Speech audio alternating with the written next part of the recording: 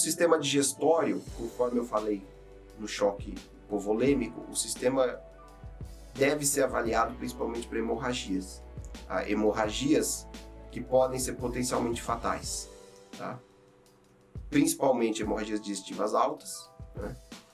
Lesão esôfago, lesão estômago e lesão no duodeno até o ângulo de trás.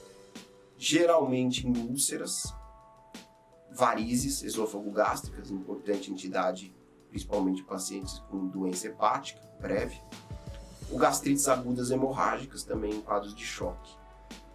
E a hemorragia digestiva ela pode ser baixa também, além do ângulo de trás, aí a doença diverticular ou neoplasias.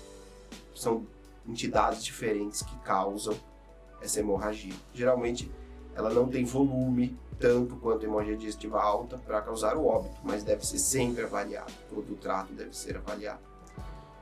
Outra entidade que ocorre no trato gastrointestinal é o infarto intestinal.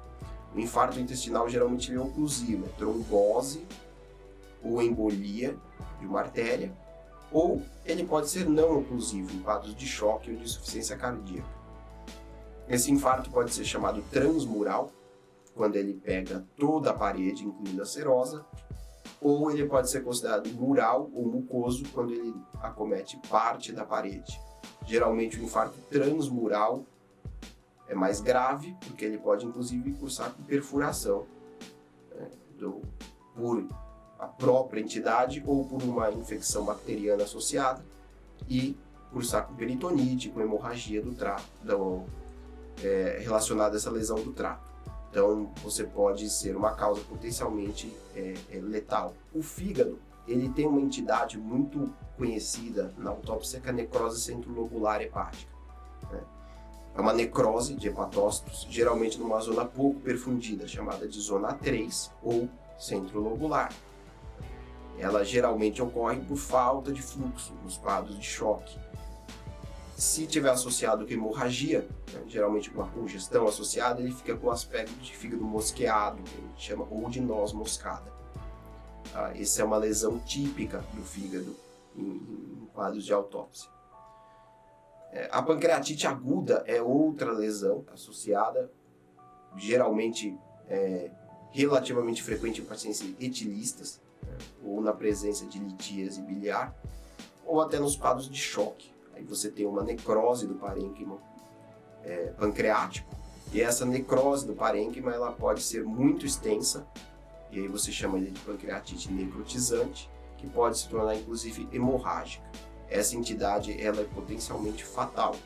A pancreatite aguda, per se sem complicações, é muito menos relacionada ao óbito. Falando um pouco dos rins, né, sistema excretor, na autópsia você geralmente encontra uma lesão chamada nefroesclerose benigna, que é uma lesão associada à arteriolosclerose. O termo benigno deve ser usado com uma certa reserva, porque ela é uma lesão que reduz a função renal, então seria, não é talvez uma diferenciação aí com lesões malignas, mas o termo benigno tende a ser retirado, porque ela é uma lesão que cursa com redução da função renal. Então, o rim geralmente é um rim chamado finamente granular, com redução da massa total do rim, e você consegue ver algumas alterações na microscopia, principalmente a arteriolosclerose, já que é uma lesão associada à arteriosclerose, e a atrofia das estruturas renais. Outra lesão comum que você encontra em autópsia é a necrose tubular aguda. É uma lesão dos túbulos, geralmente associada a uma redução de fluxo muito intensa, e essa lesão em túbulos, ela cursa com insuficiência renal aguda. Então, é uma lesão muito frequente na prática da autópsia e que deve ser diferenciado de uma lesão chamada necrose cortical difusa, geralmente em quadros de choque séptico, de perdas sanguíneas extensas, em que a lesão é visível, muito mais visível macroscopicamente do que a própria necrose tubular aguda, que é uma entidade eminentemente microscópica.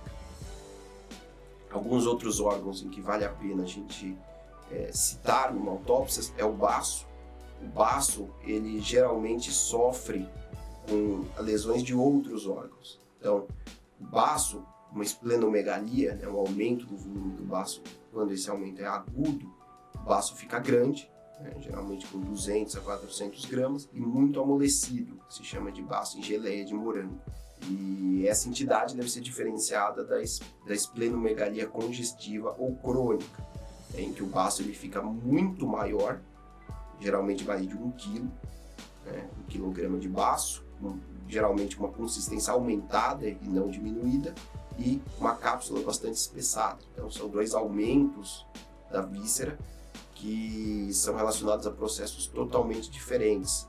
Essa esplenomegalia congestiva geralmente está associada a doenças do fígado, relacionadas à vascularização do baço e a presença desse aumento de pressão no leito, né? Bem diferente da esplenomegalia aguda, que está geralmente relacionada a choque séptico.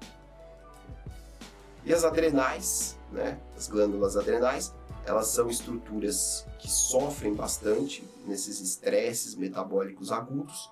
As adrenais, elas podem sofrer o que se chama de insuficiência primária aguda, né? Geralmente num paciente já com algum grau de insuficiência crônica. E existe uma entidade chamada de insuficiência primária aguda hemorrágica maciça, né? Geralmente associado a alguma discrasia sanguínea ou a choque séptico. Quando é choque séptico, você tem esse nome de síndrome de Waterhouse-Friedrichsen, né? Geralmente por infecções por alguns agentes específicos, como Neisseria meningitidis, Haemophilus influenza, Pseudomonas, Staphylococcus, né? São lesões muito extensas das adrenais que ocorre uma necrose da adrenal e a perda total da sua função. Muito importante numa autópsia é você documentá-la bem, não só fazer a autópsia bem, né? E sim documentá-la, porque a documentação é extremamente importante, tanto para fins médicos quanto para fins jurídicos. Para você preencher uma declaração de óbito, né, que é o documento jurídico dessa autópsia, você precisa saber documentá-la, fazer um relatório muito bem feito, né, dessa autópsia, relatório que inclua doenças em vida, doenças clínicas, cirúrgicas, dados em vida e dados da autópsia. Você junta esses dados e faz um relatório médico da autópsia, né? Além da declaração de óbito, que é o documento jurídico da autópsia. Então, a gente pode concluir que a autópsia é extremamente relevante na prática médica, não só como, nem eu falei, com importância jurídica, mas também aprendizado, né? Uma avaliação de causas de óbito mal definidas no ambiente hospitalar, até como procedimento de avaliação da qualidade da atenção médica, e um procedimento que exige muito conhecimento médico, conhecimento teórico, né? A prática é importante da autópsia para reconhecimento de padrões, para você saber dissecar, saber fazer a autópsia adequadamente, mas também para você fazer um relatório, para você entender o que acontece na autópsia, você precisa ter um grande arcabouço teórico por trás disso. Então, é um procedimento que exige um conhecimento amplo de medicina, não só de patologia. Alguns livros essenciais para vocês fazerem uma necrópsia bem feita, um atlas de anatomia, um livro de histologia para vocês avaliarem as lâminas, um livro de patologia geral, a nómina anatômica, muito importante. Então, a bibliografia é muito importante, vocês terem um mínimo de bibliografia para vocês fazerem uma autópsia adequada e que cumpra com seus objetivos. Muito obrigado, espero que vocês tenham aproveitado essa aula e que vocês se interessem por esse procedimento que é tão importante na prática médica e durante também o aprendizado na faculdade. Obrigado.